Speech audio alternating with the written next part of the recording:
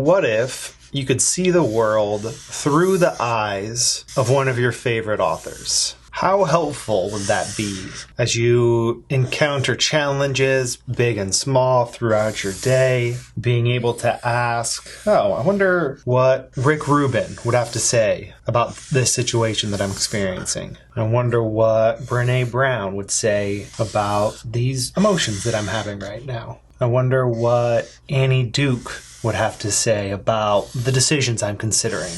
I wonder what Amanda Ripley would have to say about the conversation I'm about to have with my neighbor, who happens to be on the opposite side of the political spectrum as me. This is the book that I'm reading right now, and one of my goals as I read it is to turn it into a lens of sorts, so that by the time I'm done reading and processing the book, I can use it in the future. I can pull it up and I can look at a situation that I'm going through in my life through the lens of this author and this particular piece of work, so that I can view whatever experience I'm going through, not just from my own perspective, but from that author's perspective. Maybe I can have a bit of a conversation in my mind with that author. For me, if all I do is read the book, even if I underline my favorite parts and make some notes in the margins, that's not enough to create these glasses. My brain just doesn't work that way. There's more processing required, and there's more of a creative effort required to build these glasses. And for me, typically it's a 3-stage process. In the first stage, I read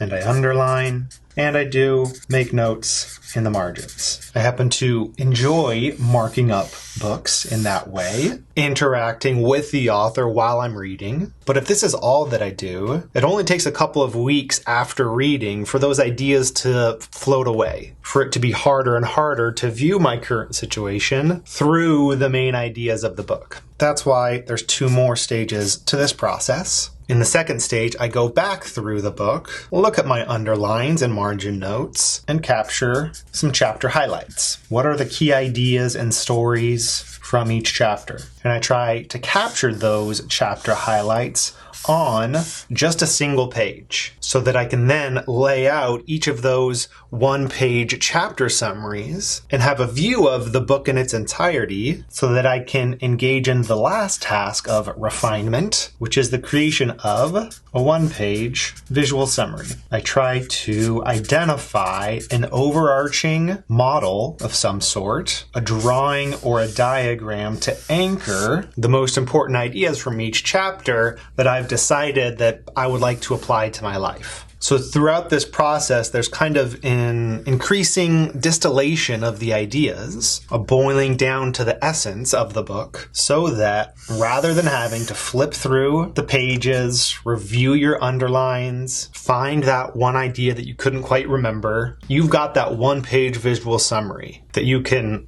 literally bring in front of you to look at, or ideally over time, you can just picture that visual summary, have that imagined conversation with the author as you're processing a situation in your life. So what you're doing with these glasses is creating a 1-pager that represents your personalized processing of that book to help you move from ideas to action, so that this book can inform your worldview, not just for a few weeks, but in the months and years to come. If you would like to see some examples of what those 1-pagers can look like, I've made a lot of them on this channel over the years, and I've collected them into a playlist of visual book summaries that I will link to below. And if you'd like to go through this process yourself in community while we read a couple of good books together, then come join us within the Sketch Instinct program. Throughout 2025, I'm hosting a quarterly book club where each quarter there's a couple of books that you can choose from to read with us and sketch with us. For the first quarter, we're reading The Infinite Game by Simon Sinek and Hidden Potential by Adam Grant. You can choose to read one or both of those, and we'll be gathering each month to discuss the nitty-gritty of the creation of these type of glasses, while we also reflect on the key ideas from these books and talk about how we're going to apply them to our life. If that sounds interesting to you,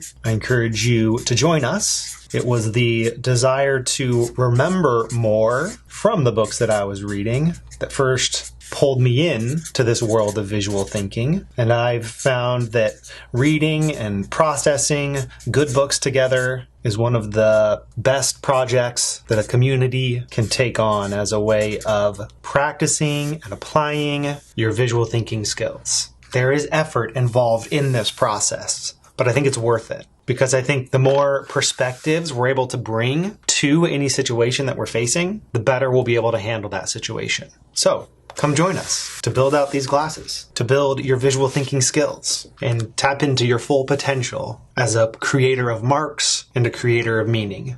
Thanks for watching, and I'll see you in the next one.